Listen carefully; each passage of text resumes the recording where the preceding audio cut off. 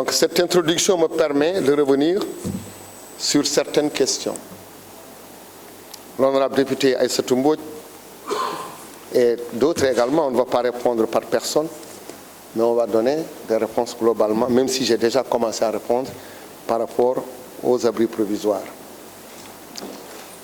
Alors on nous disait, le recrutement qui a été fait, il y a eu de la politisation dans le recrutement. Ça c'est franchement, c'est ne pas connaître quel a été le processus qui a été mis en place. On peut se tromper de bonne foi, c'est possible. Mais ce qui se faisait avant, recruter à partir d'un bureau ou quelque part, ça n'existe plus dans l'éducation nationale.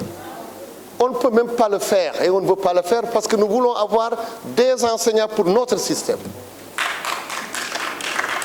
Et pour répondre en même temps à un autre, ce ne sont pas les événements du mois de mars qui nous ont amenés vers les 5000. Le président de la République est un scientifique, il fonctionne en se projetant. C'était dès le mois de janvier que nous avons fait un point sous son impulsion. Il nous a donné des instructions, des directives. Il me faut un plan d'urgence pour résorber le déficit d'enseignants. En même temps de salles de classe. Et donc, ce n'est pas à partir de ce qui s'est passé. Enseignants, salle de classe. Et quand nous avons fait, nous, notre plan quinquennal, nous avions déjà dit pour cette année, nous voulions avoir une autorisation spéciale de 4722 enseignants. Et ces 4722, les besoins sont venus de nos IA et de nos IF. Quelle matière, quel niveau, le nombre d'enseignants. C'est ça qu'on a fait. Et quand on a eu les 5000, nous avons voulu avoir des enseignants professionnels, en s'appuyant d'abord ceux qui ont déjà le diplôme professionnel. On n'a pas fait ce recrutement-là comme ça. Toutes les IF et IA ont été représentées. En fonction des demandes que nous avions prévues, nous avons mis en place des commissions, une concertation où les modalités de recrutement avaient été définies, avec les partenaires sociaux, tous, société civile, syndicats, enseignants, tout le monde. Ça nous a permis, en fonction de nos besoins, combien de professeurs en mathématiques il nous faut, combien de professeurs en SVT, et c'est comme ça qu'on a construit la répartition de ces 5000 enseignants. Donc ça a été très, en tout cas, clair. C'est ce qui fait qu'effectivement, les acteurs le disent. Peut-être que de l'extérieur, on peut croire que ça a été fait comme ça se faisait avant.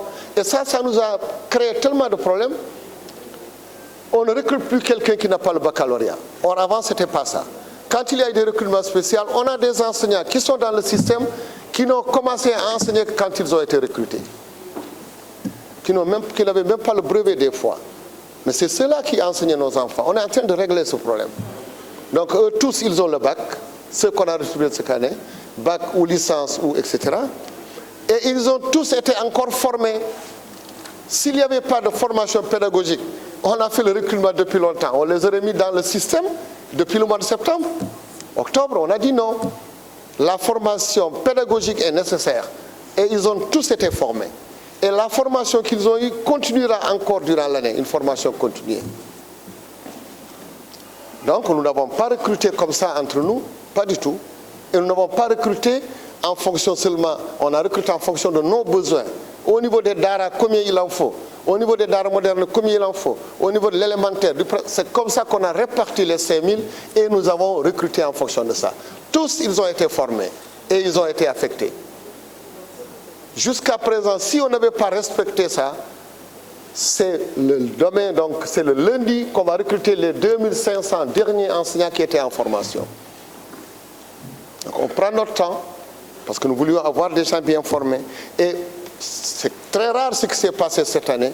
Nous avions 5000 nouveaux, plus 2500 qui étaient dans nos écoles de formation, plus 1200 qui étaient également à l'université au niveau de la FASTEF.